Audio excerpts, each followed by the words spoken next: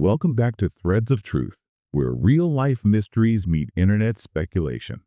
It's great to be back. You know, when you start to explore a case like the one we're looking at today, there's this palpable quietness around it. A deceptive quietness, right? Exactly. It feels so peaceful on the surface, but underneath there's this incredibly dark secret that was held for over a decade. That quietness is really the central theme today, isn't it? We're going to be walking through the disappearance of Tara Grinstead from Ocilla, Georgia, back in 2005. And for anyone who doesn't know, Ocilla it's a very small, very tight-knit community. The kind of place where everyone knows everyone. Yeah, exactly. So when something unexpected happens, something you usually just read about happening in, a big city somewhere, the impact is just immense. It's not a news story there. It's a hole that's suddenly ripped into the fabric of the town. And when you look at the source material, that's what's so striking. Yeah. You have Tara Grinstead's life, which was, by all accounts, so vibrant and full of energy.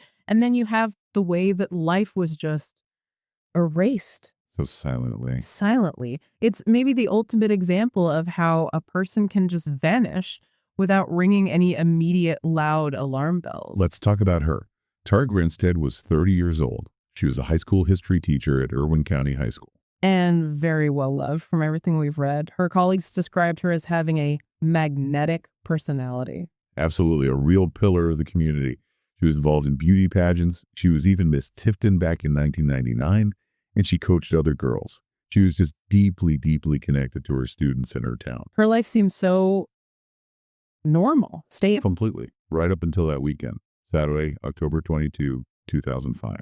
And that stability, that normalcy is so important to understanding the shockwave that followed. She disappeared over a weekend, which is, that automatically builds in a delay. Right. If you live alone, no one's going to notice right away. In a big city, someone could be gone for days, maybe a week, before anyone registers it.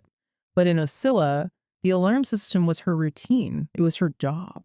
So when she didn't show up for work that Monday morning, October 24th. That was the signal. That was the moment the quiet shattered, and everyone knew something was profoundly wrong. Her coworkers, the school principal, they were the ones who called the police. And when officers got to her house, she lived alone. They found her car, a white Mitsubishi Galant, just sitting in the driveway, parked normally. And inside the house, her cell phone was on the charger? Yeah, which suggests, she was planning to wake up and use it the next day. It wasn't like she packed up and left. But her keys and her purse were gone. And that's the immediate paradox, isn't it? The car's there, the phone's there. The two things you absolutely need to leave, your keys and your wallet, are missing. It creates this confusing picture right from the start.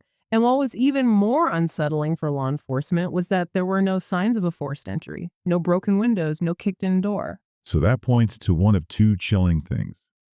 Either she knew the person who came into her house, or she was taken completely by surprise, maybe before she even had a chance to lock the door behind her. The principal at her school, a man named Bobby Connor, said something that I think just perfectly captures the feeling in the town. He said, "We're a small community, and this has really touched home because it is something you read about happening elsewhere." That feeling of, it can't happen here. Yeah, and then it does. It's not an outside problem anymore. It's this devastating wound right in the heart of their town. And that really frames what we need to examine today. We're going to explore how a disappearance in a place this close-knit, with almost no physical evidence to start with, could just freeze.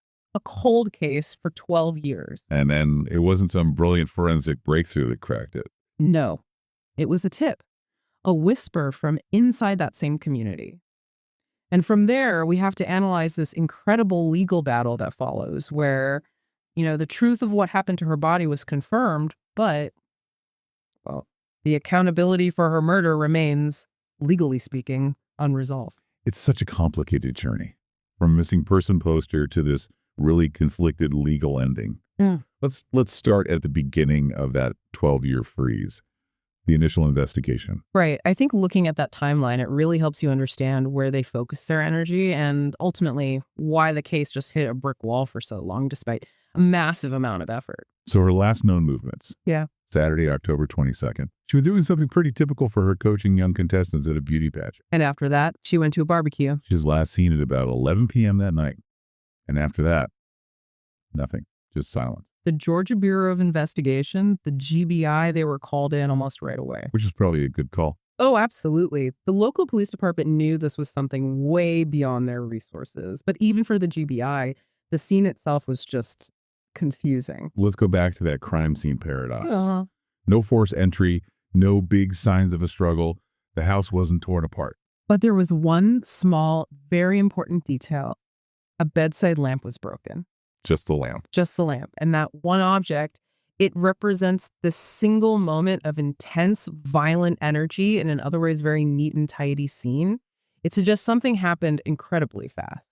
Like maybe she used it to defend herself. It could be a defensive move, or it could have been knocked over in a very sudden, very brief struggle right after she got home. The fact that a bedside lamp was broken suggests whatever happened, it happened quickly, probably in the dark or semi-darkness, and it escalated immediately. And so the GBI starts this massive investigation. I mean, we're talking hundreds and hundreds of interviews, thousands of leads over the years, search warrants. Everything you'd expect. And yet, for such a long time, nothing credible came up about where she was or who might be responsible. The frustration for those investigators must have been just immense.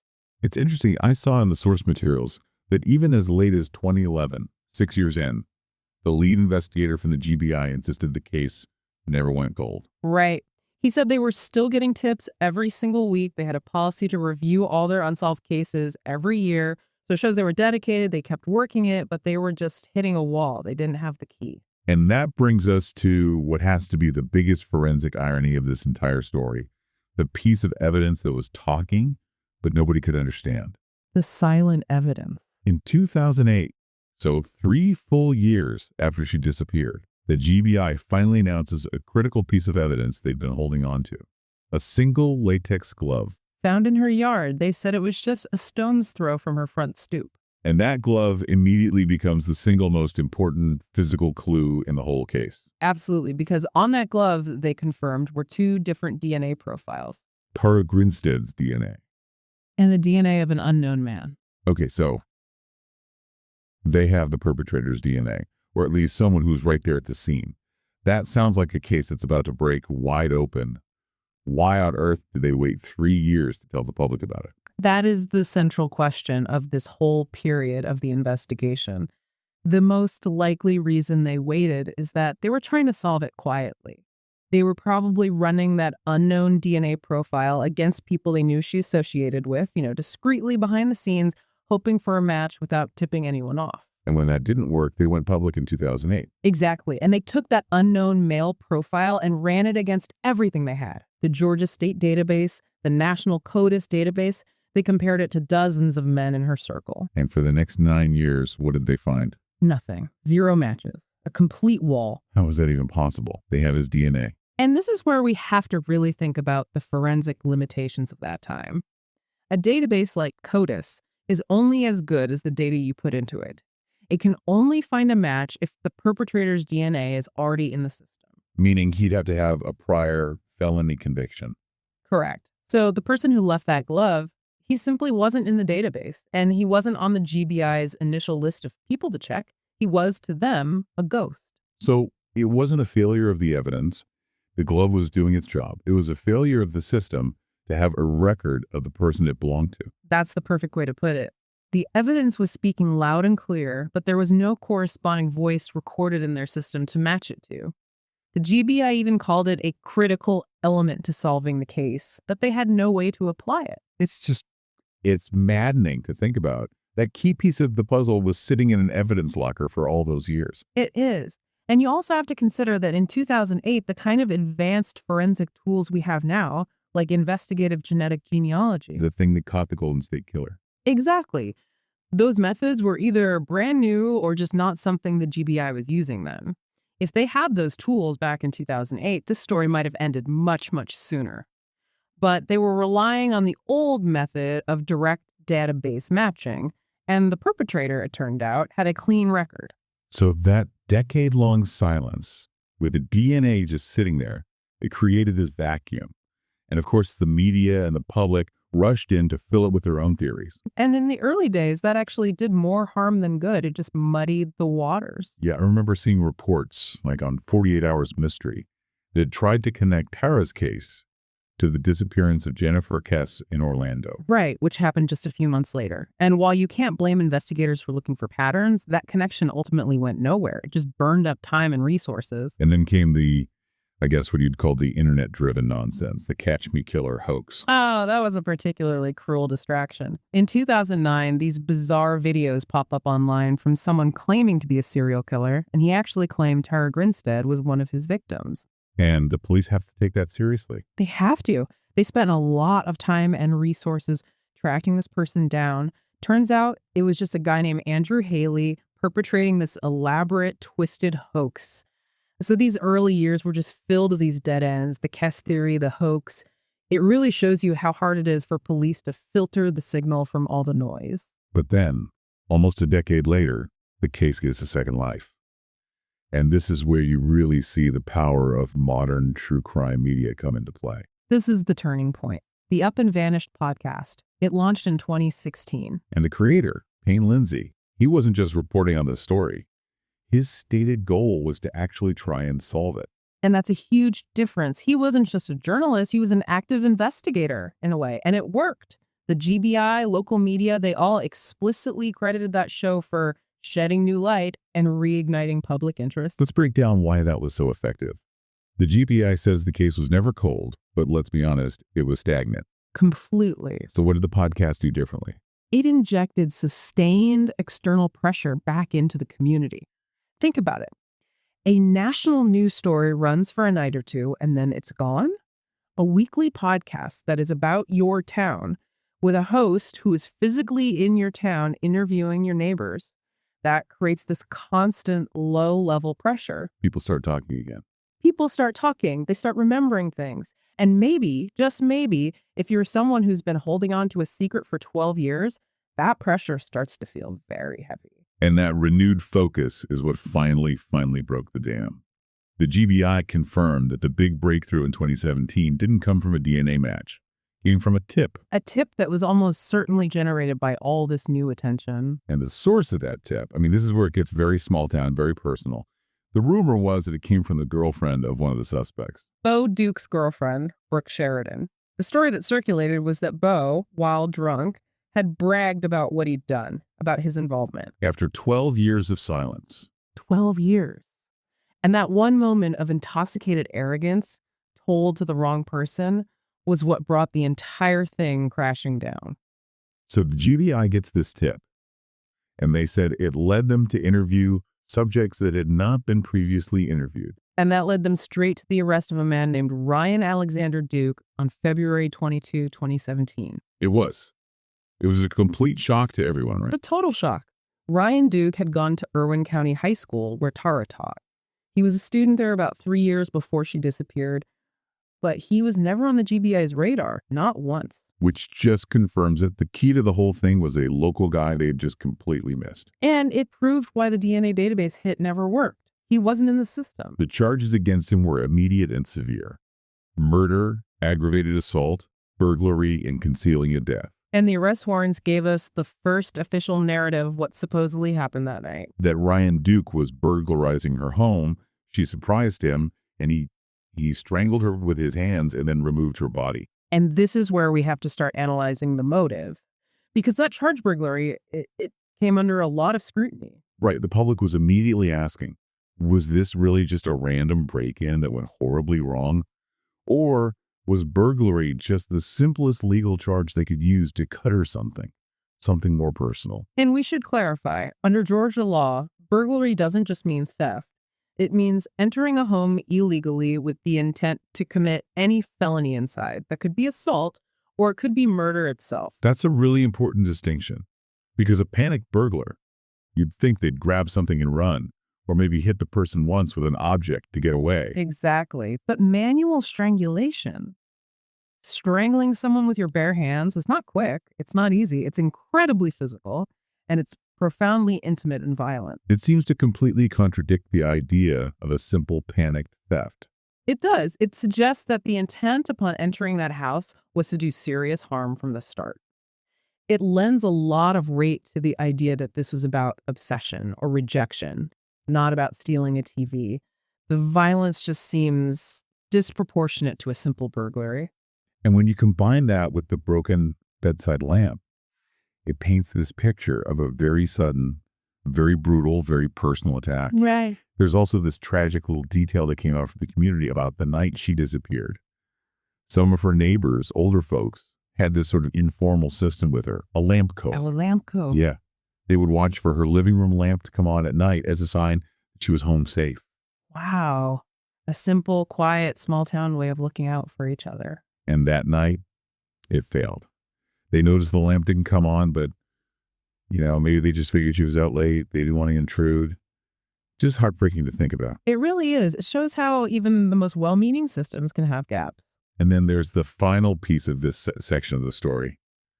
Getting her body out of that house and out of that town undetected. Which, in a small, watchful town like Ocilla, would have been incredibly difficult.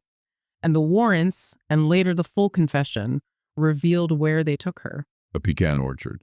Owned by Bo Dukes' family. To think that for 12 years, while the whole country was looking for this woman, her remains were hidden on a local piece of farmland, right there in plain sight. It's beyond disturbing. That revelation changes everything. It's not a missing person case anymore. It's a murder and a cover-up, and the secret was kept by local people the whole time. And that takes us from the investigation to the legal proceedings. This is where the story, which seemed like it was finally getting a clear ending, just explodes into chaos and contradiction. We need to really analyze the two arrests and the trial outcomes. Yes, because this is where the pursuit of truth collides with the mechanics of the legal system. So we have two key people arrested in 2017. Ryan Alexander Duke, the man charged with the murder itself. And Bo Dukes, his former classmate, arrested for helping him cover it up. The charges against Bo were things like concealing a death, hindering apprehension, tampering with evidence. And the core of the entire legal battle comes down to the fact that these two men told two completely different stories about what happened that night. Polar opposite stories. So let's start with Ryan Duke's first story. In 2017, when he's arrested, he gives a full confession to the GBI. Right. And in that confession, he says he was high on drugs. He broke into Tara's house to get money for more drugs. She caught him, and he panicked. He says he struck her and strangled her. And then he says he called Bo Dukes for help. And together, they took her body to that pecan orchard and burned it. That confession, combined with the DNA on the glove, that seems like an open and shut case. It seemed like the resolution everyone had been waiting 12 years for, but then at his trial in 2022, that whole narrative it completely fell apart. Because Ryan Duke took the stand in his own defense and recounted everything. Everything. He told the jury that his 2017 confession was a lie. He claimed that the real killer was Bo Dukes. So his new story was what? That Bo killed her and then came to him. His trial testimony was that Bo Dukes showed up at his trailer in a panic, said he had killed Tara Grinstead, and then threatened Ryan into helping him get rid of the body. He claimed his confession was given out of pure fear of what Bo would do to him or his family if he didn't take the fall. So now the jury is faced with a classic he said situation. And the prosecution's entire murder case is built on a confession that the defendant is now saying was coerced. It creates a massive problem of reasonable doubt. The prosecution has to prove not only that Ryan Duke killed her, but that his detailed on-camera confession from 2017 was the truth, and his sworn testimony on the stand was a lie. Which is a very, very high bar. A nearly impossible bar, especially when the defense has something to work with, and they had a huge piece of ambiguous evidence to help them. The latex glove. The latex glove comes back. The glove that had Ryan's DNA and Tara's DNA. During the trial, forensic experts revealed something new. There was a third DNA profile on it. A third unidentified male DNA profile. Now, it's crucial to understand the nuance here. This third sample was described as a partial or degraded profile. Meaning there wasn't enough of it to get a clean read. Exactly. Because it was degraded, they couldn't generate a full profile to run through the database and identify someone. So what they could say was that they could not exclude Bo Dukes as a potential contributor. So they couldn't say it was him, but they also couldn't say it wasn't him. Precisely. And that scientific uncertainty is all a defense team needs. It completely blows up the prosecution's narrative that Ryan Duke acted alone when he entered that house. It opens the door to the possibility that more than one person was there from the beginning. Which gives credibility to Ryan's news story that Bo was the main aggressor. It gives it just enough credibility to create reasonable doubt. Suddenly, the jury has two plausible, though flawed, scenarios. Ryan the killer, who coerced Bo's help. Or Bo the killer, who coerced Ryan's help. How do you prove one beyond a reasonable doubt when the key piece of physical evidence is ambiguous? You probably can't, and that's reflected in the verdicts, which are maybe the most frustrating part of this whole story for Tara's family and that community. Let's look at the two trials separately. Bo Dukes went to trial first, back in 2019, just for his role in the cover-up. And he was convicted. Convicted on all counts, concealing a death, lying to police. He got a 25-year sentence. So the court officially confirmed the cover-up happened just as described. The burning in the orchard was a legal fact. And we should probably mention, for context, Bo Dukes' character was further, darkened by his other legal troubles. He later pleaded guilty to unrelated charges for a rape and kidnapping. Yes. And while that wasn't evidence in the Grinstead trial, you have to imagine that for the jury in Ryan Dukes' later trial, hearing that the man Ryan claimed threatened him had a documented history of extreme violence. That must have had an impact. It definitely makes Ryan's story about being scared of him sound more believable. It certainly could have. So now let's go to Ryan Dukes' verdict in 2022. The jury deliberates, and they come back with something that shocked a lot of people. They found him not guilty of murder, not guilty of aggravated assault, and not guilty of burglary. All the major charges he was acquitted of, but they did find him guilty of one thing. Concealing a death. For which he received a maximum sentence of 10 years. And this creates this huge legal paradox. The jury is saying, we believe you helped hide her body after she was dead, but we don't believe, beyond a reasonable doubt, that you're the one who killed her. Which means, at the end of all of this, after 12 years of searching and a dramatic trial, no one has been held legally responsible for the murder of Tara Grinstead. It's the ultimate cost of that delayed justice. The conflicting stories, the degraded evidence, it just created too much doubt.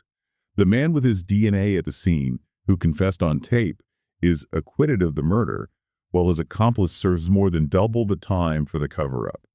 It's baffling. It really highlights the difference between what we might believe happened and what can be proven in a court of law.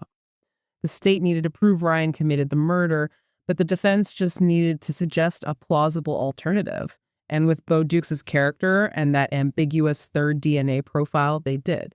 The jury confirmed the consequence, the concealment, but they couldn't confirm the cause. And the legal wrangling still isn't over. I saw a recent development from early 2025. Yes, the Georgia Court of Appeals tossed out some additional charges that had been filed against both men in a different county. Ben Hill County, which is where the pecan orchard actually is. Exactly. And this comes down to the statute of limitations. There's no statute of limitations on murder. But for many of the lesser felonies connected to the disposal of the body evidence, tampering, things like that, there is a time limit. So because the crime happened in 2005, by the time they tried to file these extra charges more than a decade later, the clock had run out. The clock had run out. The court ruled the statute had expired. Now, this didn't affect Bo's 25-year sentence or Ryan's 10 years, but it's another example of how time just erodes the possibility of full accountability. It really does. That 12-year gap. It allowed physical evidence to degrade, memories to fade, and now we see it literally allowed the window for certain legal actions to slam shut. It's a profound demonstration of how time doesn't just heal wounds. Sometimes it actively obstructs justice. And you think about that community. For all those years, they searched, they held vigils, they hoped she was alive somewhere. And the entire time, the secret was right there in a local field, held by local boys, just waiting for a podcast and a guilty conscience to bring it into the light. It makes you think about the justice system and what closure even means. The concealment was proven. It was punished. But the act that started it all, the murder itself, is a legal ghost. That question mark will just hang over this case forever. And that is the question you're left with, isn't it? When a jury says someone is guilty of hiding a body but not guilty of creating it, what does that say about justice? It confirms they were there for the aftermath, but leaves the most important moment, the violent act itself, completely in shadow. A deeply unsettling thought. Thank you for walking us through all the complicated, tragic, and really paradoxical parts of this case. Of course. We've just explored the long and winding road of the Tara Grinstead case, from a quiet, terrifying disappearance in 2005 to a legal outcome that, for many, feels deeply unresolved. It really leaves you thinking about what happens when justice is delayed for so long that the truth becomes obscured by competing stories and the limits of science. We hope this examination gave you some clarity on a mystery that held the nation's attention for more than a decade, and on the truly painful cost of that delayed resolution for her family and for the entire community of Ocilla. Next time, we're heading north to Michigan to look into another very perplexing disappearance. The case of Keith Reinhardt, a man who walked into a forest and was simply never seen again. Until then, stay curious. We'll talk to you soon.